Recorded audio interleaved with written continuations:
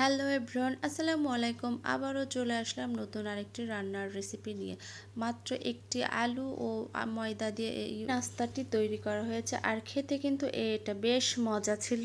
আপনি যদি বানিয়ে কাউকে খাওয়ান তাহলে সে অবশ্যই আপনার প্রশংসা করবে। তো চলুন রেসিপিটি শুরু করা যাক। তো এখানে আমি একটা বড় সাইজ আলু নিয়েছি। আলুটাকে সেদ্ধ করে খুব সুন্দর করে মুথে নিয়েছি, ম্যাশ করে নিয়েছি। সুন্দর করে ম্যাশ করে নিতে হবে যেন আলুতে কোনো গোটা গোটা না থাকে। এই যে দেখতে পাচ্ছেন আমার আলুটা ম্যাশ করা হয়ে গেছে। আর আলুর মধ্যে এখানে অ্যাড করে দিলাম গোলমরিচ গুঁড়ো আর সামান্য একটু লবণ, বেশি লবণ না, অল্প একটু লবণ দিতে হবে। তো তারপরে লবণ এবং গোলমরিচও আলুর সঙ্গে মিক্সড করে নিচ্ছি। তো আমার মিক্সড করা কিন্তু হয়ে গেছে। এর মধ্যে আমি এখন অ্যাড করে দিব ময়দা। আপনার কাছে যদি ময়দা না থাকে, আটা থাকে, তাহলে আটাও ব্যবহার করতে পারেন। তো আমার কাছে ময়দা ছিল, আমি ময়দাটাই দিয়ে দিয়েছি। তো ময়দা এবং আলুর সঙ্গে আমি খুব সুন্দরভাবে মিক্সড করে নিচ্ছি, একটা ডো করে নিলাম। এই যে আমার ডোটা হয়ে গেছে। আলুর সঙ্গে ময়দাটা কিন্তু খুব ভালোভাবে মেখে নিতে হবে। তো চাইলে কিন্তু আটা দিয়েও তৈরি করতে পারেন। আর এখানে আমি গোল গোল করে কিন্তু শেপ করে আমি নিয়েছি। তো তারপর এরকম একটা ডিজাইন করতেছি, আর ডিজাইন করতে লাগবে একটা বোতল। তো বোতল দিয়ে আমি এই যে দেখুন কিভাবে ডিজাইন করতেছি, একটা সুন্দর নকশা আসবে। তো এভাবে কিন্তু সবগুলোই ডিজাইন করে নিব এক এক করে। তো আমার সবগুলোতেই কিন্তু নকশা করা হয়ে গেছে। সামান্য একটা বোতল দিয়ে এত সুন্দর হবে সেটা আগেও বুঝতে পারি নাই।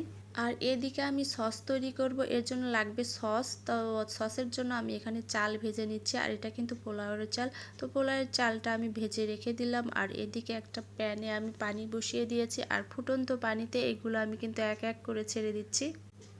তো সবগুলো এখানে আমি ছেড়ে দিয়ে এখান থেকে আমি সেদ্ধ করে নিয়ে ছাঁকনিতে ছেঁকে আমি সবগুলো উঠিয়ে নেব।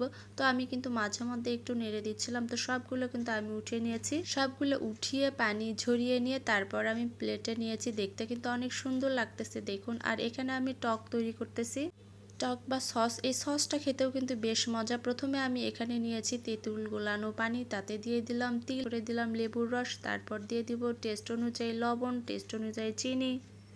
এরপর সব কিছু মিক্সড করে নিয়ে গেলেই হয়ে যাবে কিন্তু সস। আর ভাজা চালের গুঁড়ো দেওয়ার কারণে এর টেস্টটা কিন্তু আরও বেশি বেড়ে গিয়েছিল।